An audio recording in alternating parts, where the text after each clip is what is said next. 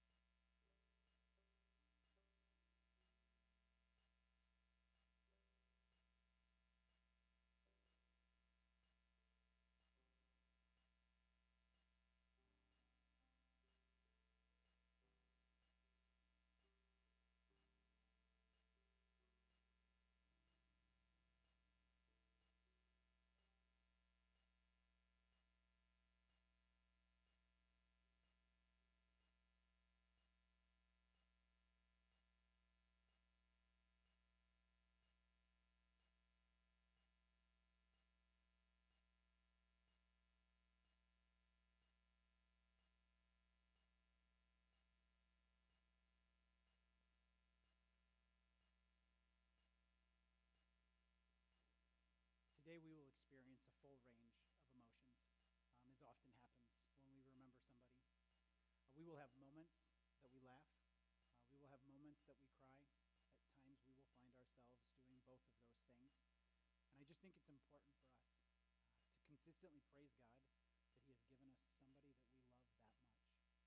As we remember Jim today, we will experience longing and we will experience mourning. We miss our loved one. We miss Jim. We miss being around him, talking to him, laughing with him. We miss his presence, his kindness, and we miss his love. As often happens when we experience loss and longing and mourning, we often find ourselves plagued with questions. Questions that we can't answer, questions that stir in us and through us. So I just want to encourage you today to focus on what we know. To focus on what we know to be the truth. To focus on what Jim knew to be the truth. So we are going to focus on the Word of God today. Psalms 119 is just one of the most beautiful chapters in Scripture. And it is literally this tremendously long psalm about the Word of God. And in the middle of it, the psalmist says in Psalm 119:50, he says, "This is my comfort in my affliction, that your promise gives me life." This is my comfort in my affliction, that your promise gives me life. God's Word, not only is it truth, it is the truth that Jim built his life around. So what we're going to do is we're going to turn to God's Word so that that can be our comfort in affliction. In the middle of our longing and mourning, we are going to look at the promises of Jesus. Jesus says in John 14, verse 1, he says, "Let not your hearts be troubled. Believe in God. Believe also in me. In my Father's house are many rooms. If it were not so, would I have told you that I go to prepare a place for you? And if I go and prepare a place for you, I will come again and will take you to myself, that where I am, you may also be." See, we can have peace and comfort in our longing because of this promise of Christ. We can have peace knowing that Jesus has not only prepared a place for Jim, but Jesus himself is the one that took Jim to be with him. We can have a certain hope that if we also believe in God and believe in Jesus, that he is preparing a place for us, and we will be with our friend and our loved one again. And even more importantly, we will be with our Lord and Creator in eternity. Today we are longing and mourning, but we are able to long and mourn with hope and with peace. Today is a day for remembering. The word remember is used in the Bible hundreds of times. And when we see it used, there's this significant weight and purpose to the word remember. Really what it does is it points us to remember so that we can continue to trust God. To remember so that we can continue to put our hope in God. And to remember so that we can live in a certain way. So that we can live in the way that God has called us to live. And that's what we're going to do today. It's no different when we remember Jim. We're going to take some time in a moment and we're going to share some memories of him. And these memories, they are the very reason that we are mourning and longing right now. But as we share these memories, we should remember that we got the joy and the privilege to experience every one of those moments because our Lord, our Creator, and our Father is the one that gave Jim to us so we could experience those moments. So as we remember Jim now and in the future, I pray that it reminds us to live for God in the same way that Jim lived for God. And I pray that it reminds us to trust God, knowing that Jim put his trust in God and we will be able to see him again if we put our trust there. We're going to start with a special message from Jim's friend Dennis that is read by his wife Barbara.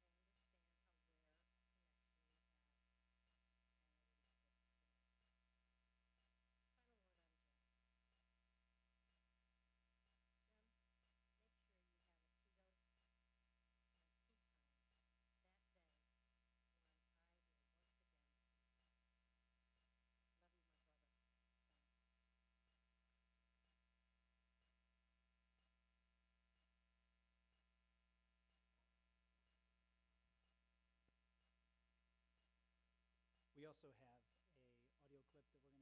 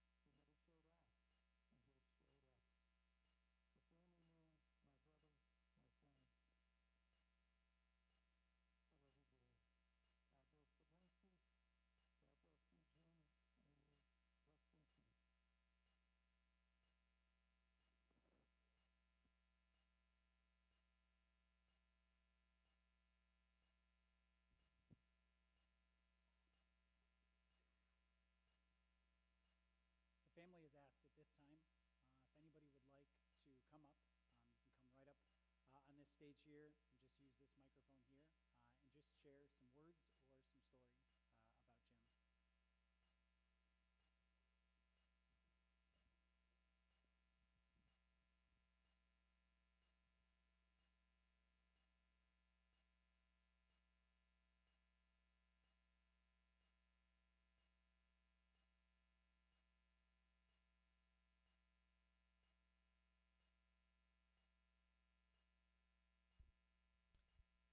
Thank you all for being here today. I know that Jim is surprised to look out here and see all these faces. I just want you to know that Jim was in my life for 55 years. We met on March 1st, 1969 at a car wash. Now, this car wash was a fundraising car wash because his bike team and my dorm floor were partners for the Little 500 bike race. And they decided that the dorm team was going to put together this bike team for the race.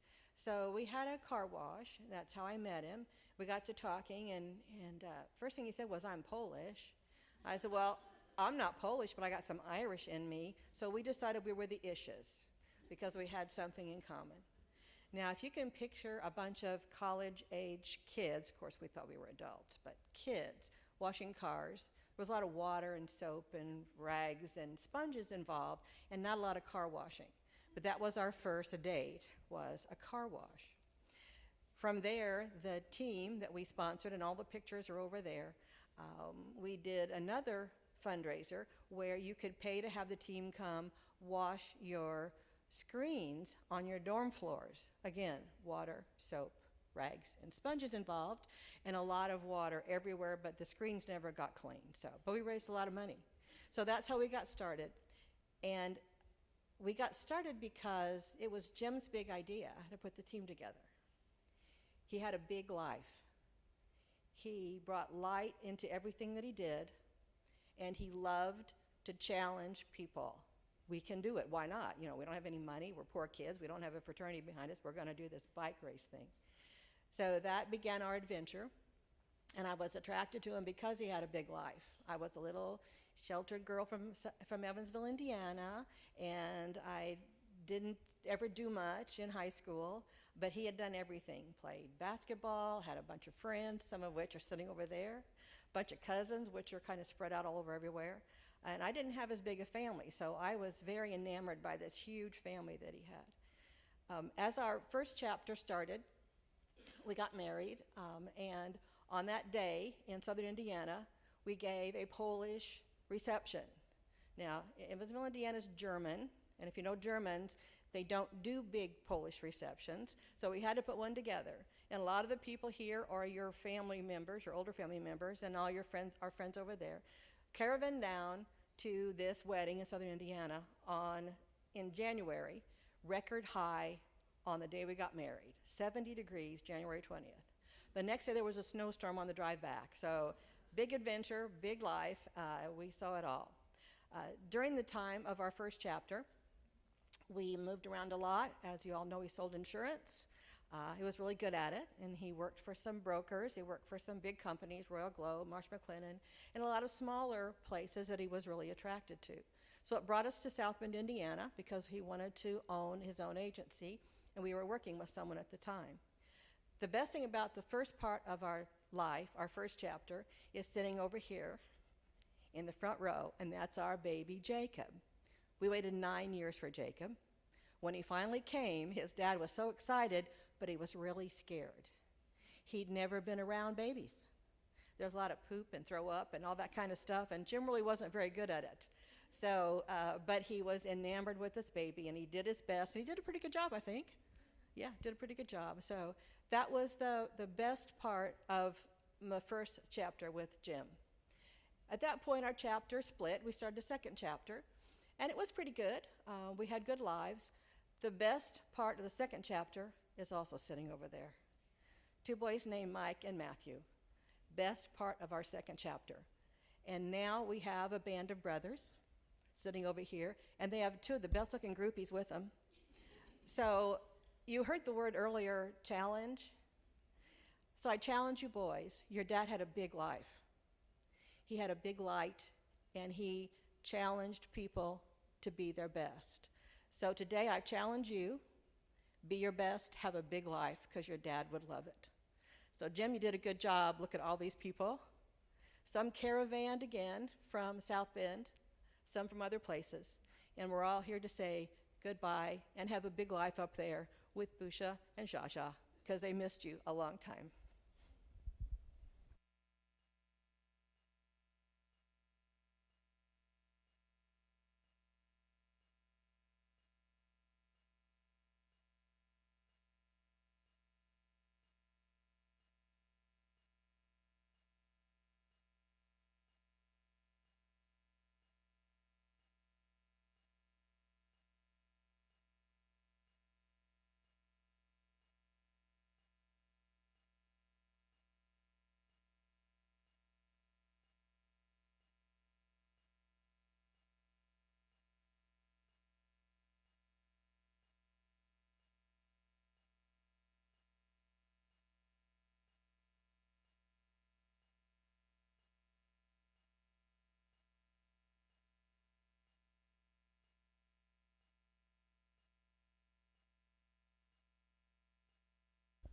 Hello, my name's Bill Galloway.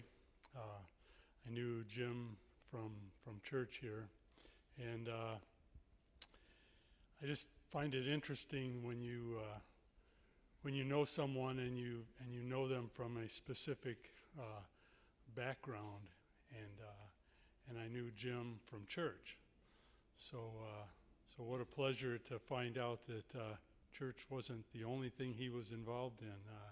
See people here from a lot of different aspects of his life. But I was privileged to serve with Jim on the elder board here at Fox Valley Christian Church, and I also twisted his arm enough to where I finally got him on the stewardship team also. So after that, when we would cross paths, he would usually go to the other side of the street because he didn't want to end up being the maintenance guy. So, but very much enjoyed knowing Jim, and just absolutely confident that not only we will miss him, but all of you will. So, thank you.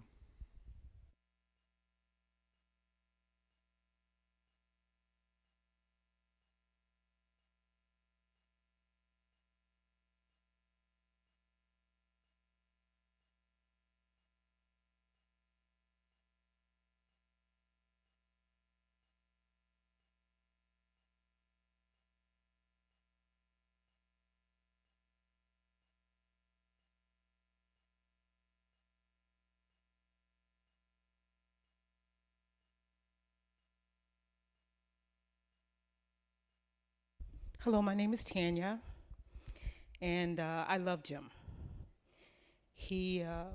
I'm going to give it from a different perspective. I started coming to this church maybe a couple of so years ago, and I was sitting back there after talking to quite a few of the family members and so forth, and it's just amazing to me to, uh, I'm a firm believer in God. So I don't believe I'm a mistake. But the odd thing is, out of all the centuries that I could have been born, out of all of the places where I could have landed, out of all of the years I could have ended up at this church, and out of all of the people I had the opportunity to meet, I got to meet Jim. And although my husband isn't able to be here with me, I just want you guys to know that Jim was awesome. We loved him. He gave the best hugs. Every time I needed one, he gave me one. And he will be missed.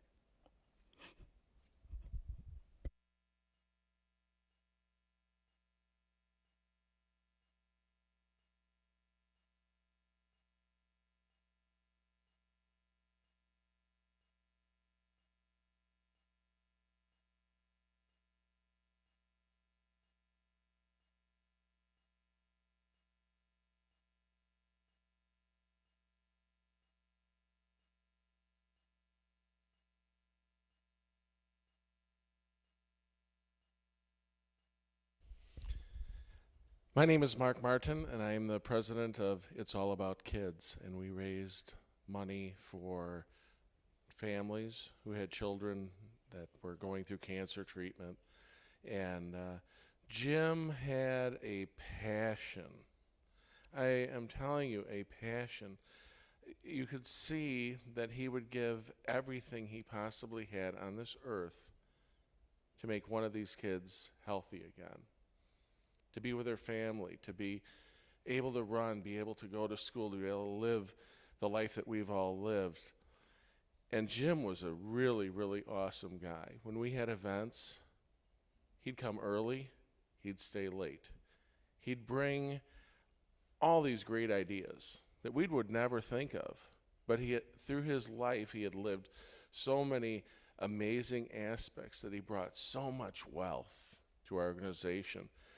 And I remember the last event we had when he was there, and he had his fedora on, and he was joking around, and he had such wisdom for the political environment, and he would tell stories about being at elections and being an electioneer judge, and just crack you up. But his passion for these families that were going through such a hard time really, really, really gave them a place of solace, a place to rest their emotions, because Jim was awesome. We all know that. And he will be forever missed.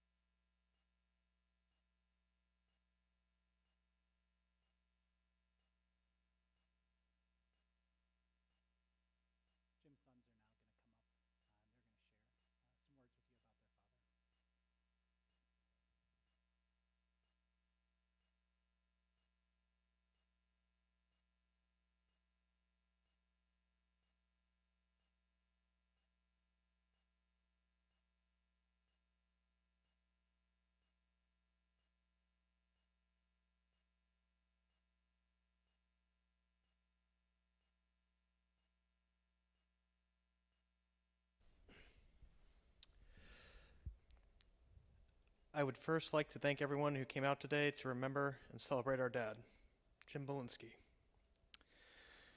An attempt to explain the impact my dad left this world would be like to try to put the ocean in a shot glass.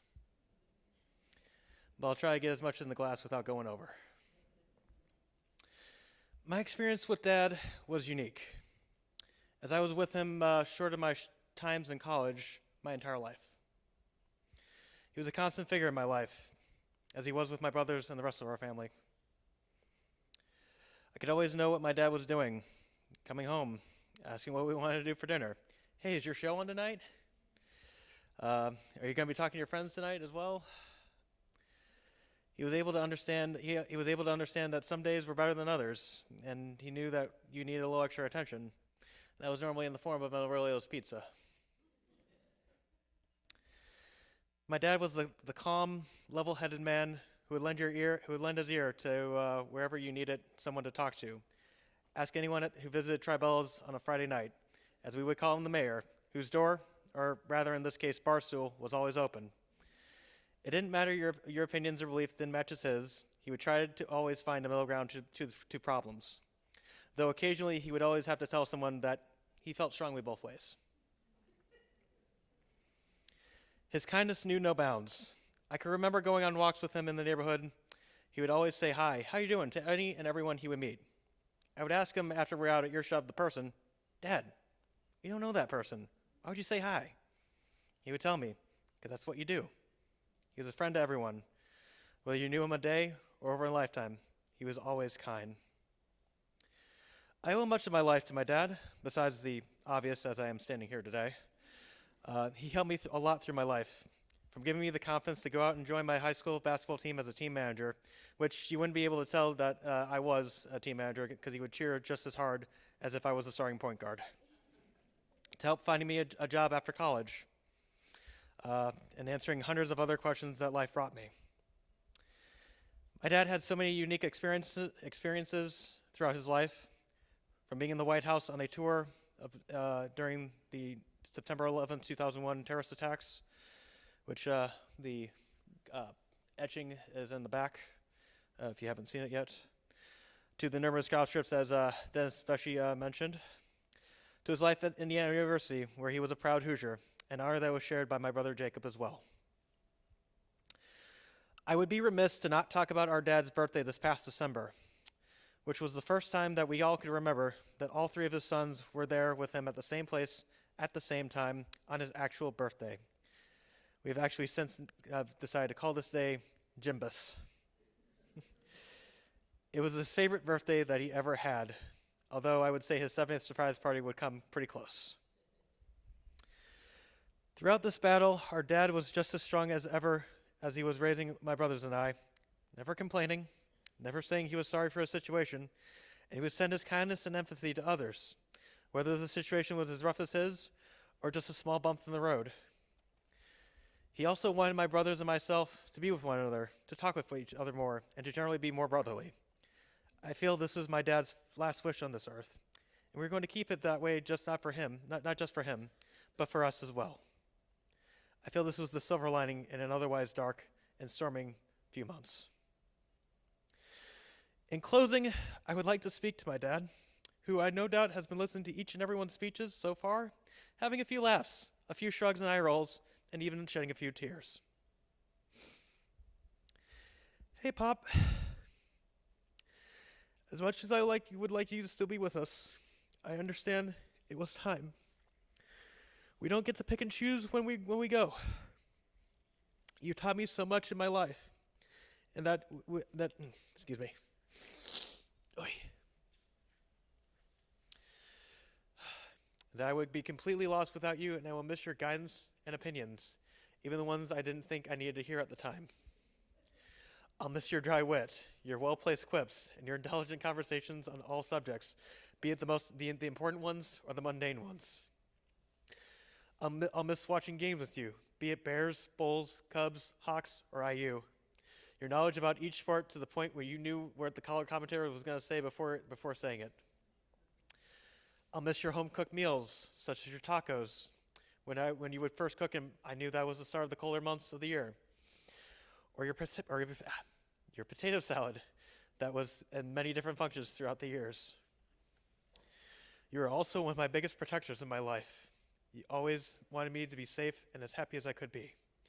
You were always proud of me and what I was able to accomplish in my life, and you always remind me how far I had come. And while you no longer can protect me, I have many, many people who are willing to protect me and guide me through my life. You always had a phrase to say to people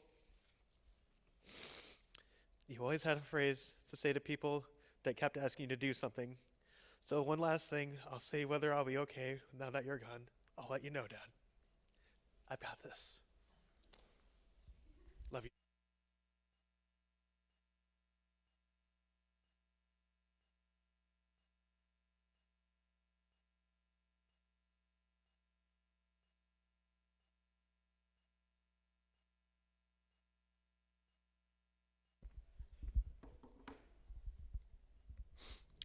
Thanks everybody for coming here today.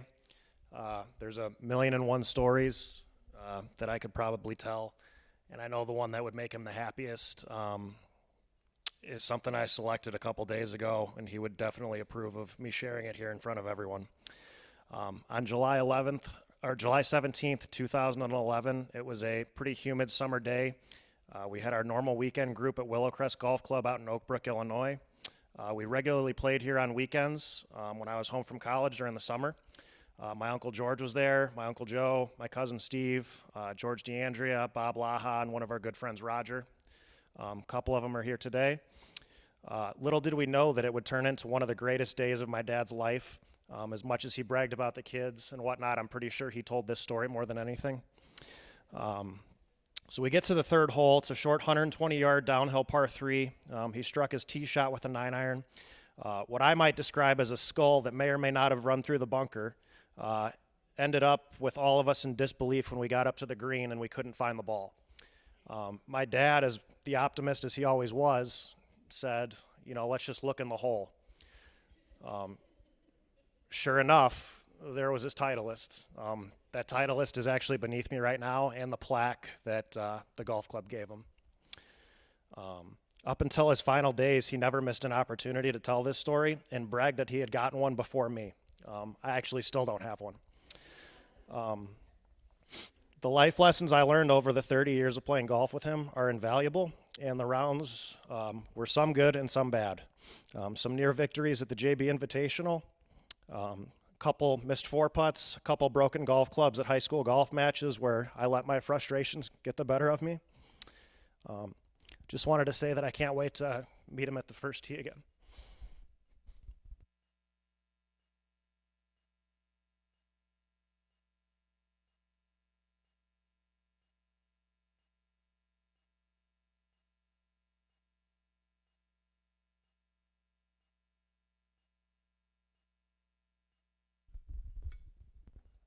Not to repeat after my brothers, but thank you everyone for being here today.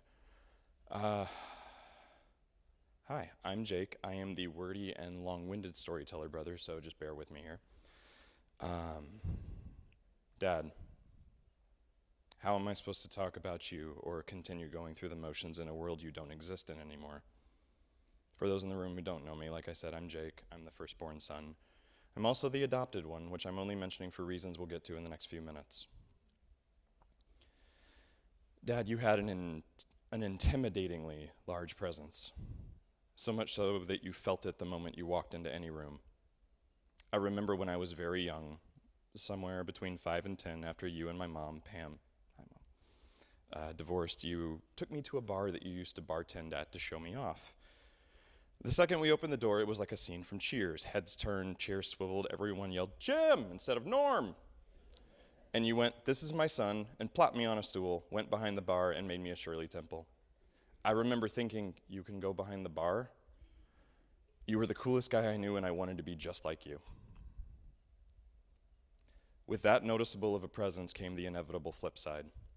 It was impossible not to feel your absence once you left the room, and it goes without saying that feeling has never been so pronounced for all of us as it is now. With the 6-hour drive that has always been between us, I felt that absence on a regular basis. I remember chomping at the bit for the next time I'd get to see you, and I'd spent the first 10 years of my life as an only child with 2 homes, Mom and I in Evansville, you in Chicago. And while I admittedly did love being the center of attention, I always wished that I had had siblings. And then one time, I visited you and Terry, my stepmom, and you guys had some very interesting news for me. I was going to be getting a baby brother.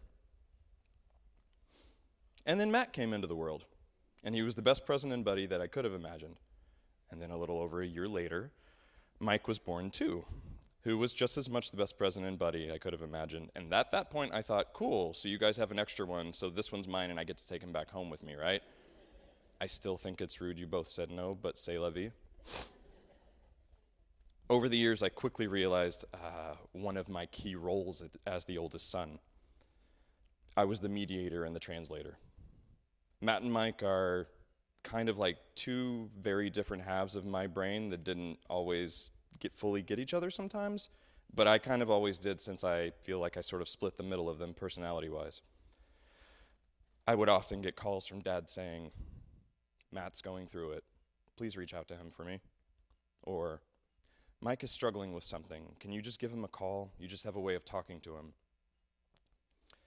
Over time, I could almost sense when the "can you talk to your brothers for me" calls were going to come. When Dad hit a wall or didn't have the words, he'd tag me in. See, Dad always knew that I struggled with mental health issues, but he didn't always understand them. After he and my mom separated, I would often find myself in the middle of what I can now identify clearly as panic attacks and not knowing how to manage, stop, or process the confusing feelings and emotions that were surging through me.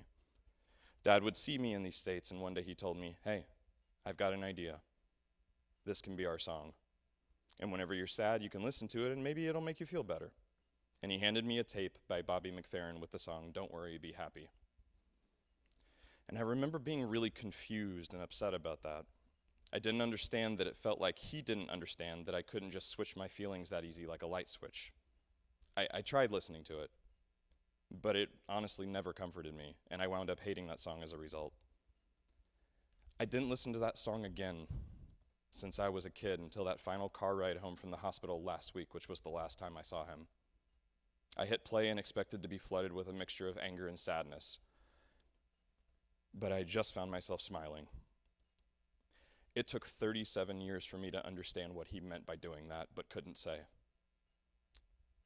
He was trying to let me know that he was scared and sad too, but he didn't have the right words. And he didn't have another brother to call and talk to me for him. This was happening to him as well, and he wanted me to know that I wasn't alone, that we could just sit wherever we were and listen to that song and know that we were just trying to get through this together. I love that song now. That was Dad. Sometimes his lessons took a really long time to land. And he didn't always lead by example. It was, for me at least, much more do as I say, not as I do. He was a beautiful walking contradiction in that way. But he did lead, confidently, effectively, almost Inception-like. I think he thought that if somehow he could plant seeds so that what he wanted you to learn would somehow grow in a way that you thought it was your own idea, not his, it might stick more. I love that about him. I never really realized exactly how much I learned and got from my father until now. And not just my stubbornness and impatience, a key trait in pretty much all Bilinski men. I think I, at least in part, chose to become a film director because of him, wanting to be the person in charge who would be responsible for overseeing the big picture, delegating and empowering others to take care of the things that need to be taken care of that they might be better at, playing to everyone's strengths, knowing when to call for help and lean on others to pick up their torch. Whether it was something high stakes or, hey, talk to your brothers for me. Dad's big thing was always just that he wanted to keep the family together. Regardless of the good, the bad, the agreements, the disagreements, the complicated emotions, no matter what, once you were family, whether chosen or blood, the door was always open to you and he was always just a phone call away. As a lot of you have seen, he would pretty much do anything for anyone, if he could. Like I mentioned earlier, I am adopted. It became a running joke for me growing up that I'd say I was a bargain bin baby and they picked me up on clearance. Sorry, Mom, I know you hate that story. But honestly, With that, one of my biggest struggles all my life was just always feeling like I didn't quite really belong anywhere. But Dad had just a way of always dispelling that. He'd go out of his way to show and remind me that he sought out and picked me. He just decided, that's my son. And as most of you know, once Jim Bilinski decides something, good luck trying to change his mind. My point is, no matter who you are, no matter where he was, Dad always had a way of making you feel welcome and at home. I'd like to close with one of my favorite stories of my life, which I realize that only a few people might fully appreciate here. After my baby brothers were born and then got a little older, but not nearly old enough, I think they were somewhere between 4 and 6, I did what every good big brother is supposed to do, and I showed them their first R-rated movie. And so I showed them Backdraft, which, if you haven't seen it, is a story about two brothers who grow up to be firefighters and their struggles with both the dangers of the job and the fact that they are living in the shadow of the legacy of their late father. Ultimately, my decision to show my brothers this was a combination of the fact that I had watched it with Dad and he loved it, the fact that Kurt Russell in that movie, at least the opening for some reason, reminded me of Dad. I still can't put my finger on it. And the fact that I was tired of watching Barney and Lamb Chop and all the shows that they were into, so I said, now you're going to watch one of Jakey's shows. They were enthralled, particularly Matt. And everything was going just fine until we got to a particularly intense scene which freaked Mike out a lot, and he started crying. I yelled up to my stepmom, everything was okay, and we finished the movie. Matt was in awe. I think he wanted to watch it again, if I remember right. Mike was still 5,000% not okay, and the next thing I knew, I found myself on the verge of being grounded for showing these way too young children this actual cinematic masterpiece. A grounding which, to my surprise, Dad curbed very quickly and overruled. 1, thank you, Dad, I still owe you for that. 2, Terry, I'm sorry for how that played out, but I do want you to know I'm telling this story only out of love for the fact that a large part of what would come to define me and my brother's bond was defined on a core level that day as it was forged in a fictitious fire on that TV screen in your basement all those years ago. A bond that would be tested decades later and reforged, this time not in fire, but in doctor's visits, blood tests, biopsies, medical exams, hospital stays, long phone calls, panic attacks, an attempted diagnosis that only ended in frustration as we navigated the nightmarish labyrinth that has been the past few months.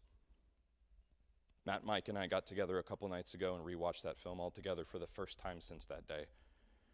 It felt appropriate to revisit and close that loop.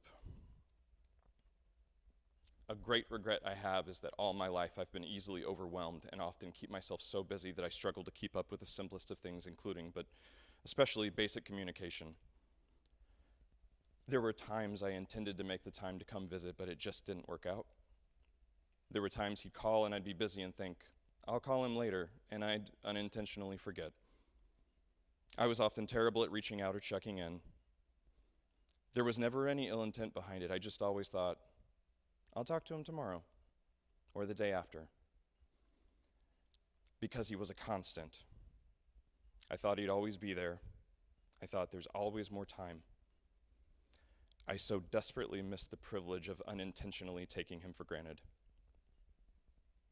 Dad, I want you to know that we're going to be okay. We won't be for a while, but that's okay. I wouldn't trade a minute of the time I had with you, even if I do wish there was so much more of it. And it took me 42 years for me to fully realize that you're my hero, and that there aren't words in any language yet invented to adequately describe how much I love, admire, respect, and miss you. Like I said, you were my constant.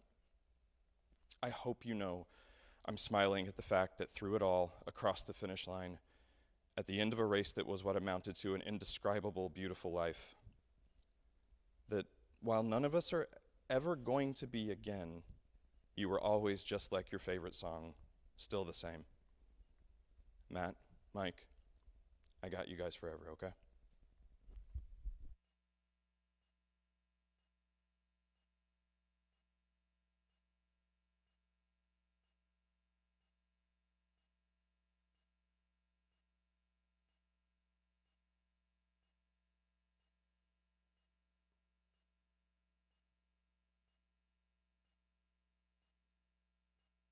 When the service concludes, we're going to transition into a luncheon where more stories and memories will be able to be shared around the tables. I just want to encourage you to continue to remember Jim and not to hesitate to reach reach out to his sons when you have memories of Jim.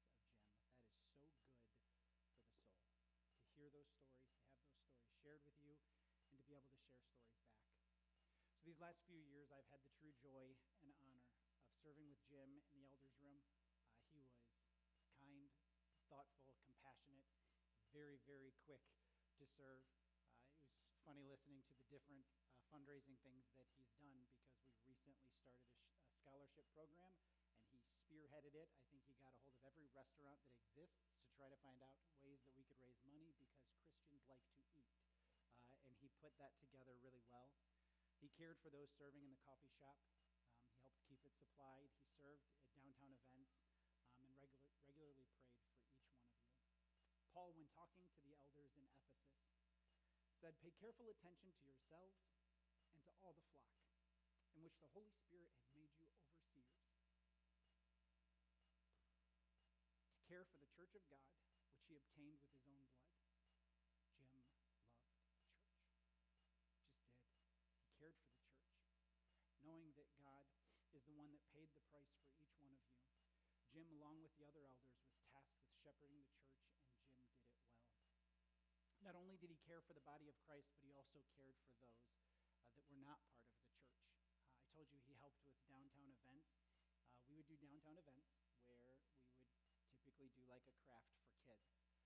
If you want to see him scared, tell him to do a craft. It would literally, he would get, oh man, but he never hesitated to come. He was always one of the first to sign up. He would remind me every time, I can't do crafts, and I would say, Jim, you don't need to do crafts. You just need to be here. You need to be present, and you need to talk to people. Now, when we do downtown events like that, me personally, I love to be next to the beer garden. The reason I like to be next to the beer garden is because parents bring kids to the beer garden, and those kids don't have anything to do. So then they come, and they get to hang out with us all day. Apparently, Jim also liked to be next to the beer garden, because what would happen if we were near a beer garden, I would lose him. Seriously, he would be gone, and I'd find him walking up and down the tables, just talking to people. And people would come over to us, and they'd say that, oh yeah, we heard this was over here, because Jim was wandering the beer gardens and inviting people over. He just made everybody feel special. We will miss serving with Jim. We'll miss his presence in the church. We'll miss his presence in the elders' room. We'll miss his presence in the community. So again, I just praise God that we had the opportunity to experience life with him. So this morning we talked a lot about our mourning and our longing. I think we'd be remiss if we didn't talk about Jim's. We didn't talk about Jim's mourning and Jim's longing. And I know that sounds silly, but Jim mourned. All of us mourn. He experienced the weariness of life. He experienced the hurts and the heartaches and the losses. He experienced both the physical hardships and the emotional hardships that come in this life. But Jim knew that God, in his goodness and in his sovereignty, created all things, and that God created them good. God created them free of pain and free of mourning and free of longing and free of hardship. But we people turned away from God, and we turned to ourselves. We went against his creation, and because of that, we are in a world that's not how God originally intended it. But praise God, he sent his son to give his life to redeem us and to restore us and to redeem us to all creation. So because of that, Jim is no longer mourning. He is no longer experiencing the weariness of this life. Instead, Jim is experiencing creation as it was intended to be. Revelation tells us, it says, "Then I saw a new heaven and a new earth, for the first heaven and the first earth had passed away, and the sea was no more. And I saw the holy city, New Jerusalem, coming down out of heaven from God, prepared as a bride adorned for her husband. And I heard a loud voice from the throne saying, Behold, the dwelling place of God is with man, and he will dwell with them, and they will be his people, and God himself will be with them as their God. And he will wipe away every tear from their eyes, and death shall be no more. Neither shall there be mourning, nor crying, nor pain anymore, for the former things have passed away." Jim is no longer mourning or in any kind of pain anymore. He has gone before us, the first of us to see his Lord and Maker face to face and to be in his presence. also experienced longing in this life, just as we long to see him again. Jim longed. He experienced the longing for others, but he also experienced the longing for God, as we all do. See, God created us, and he loves us, and he desires to be in relationship with us. That relationship, knowing him and being known by him, that is what makes us whole, and we long for it. But as part of this broken world, our relationship with him was severed. So we find ourselves longing for him to the deepest core. Jim experienced that longing. He experienced the longing to be back with God. He experienced the longing for that fully restored relationship and being able to stand in his physical presence. But Jim doesn't long anymore. He's experiencing what Job declared would happen. Oh, that my words were written. Oh, that they were inscribed in a book. Oh, that with an iron pen and lead they were engraved in the rock forever. For I know that my Redeemer lives, and at the last he will stand upon the earth. And after my skin has thus been destroyed, yet in my flesh I shall see God, whom I shall see for myself, and my eyes shall behold, and not another. My heart faints within me. I love that. Because that precious reunion with our Lord in the flesh says, my heart faints within me, and Jim is able to experience that now, which only leaves us with hope. And it's a hope that's been transferred. It's a hope that's ours. Jim doesn't have to hope anymore. His hope is fulfilled. 1 Thessalonians tells us, we do not want you to be uninformed, brothers, about those who are asleep, that you may not grieve as others do who have no hope. For since we believe that Jesus died and rose again, even so, through Jesus, God will bring with him those who have fallen asleep. For this we declare to you by a word from the Lord, that we who are alive, who are left until the coming of the Lord, will not precede those who have fallen asleep.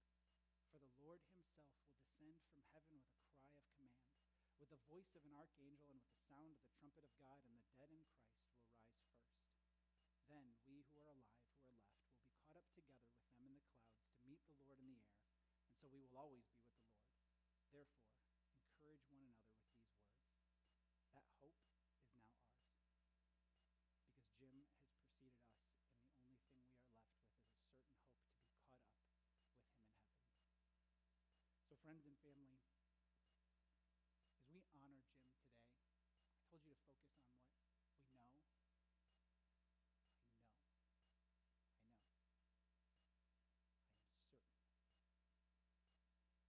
if you walked up to Jim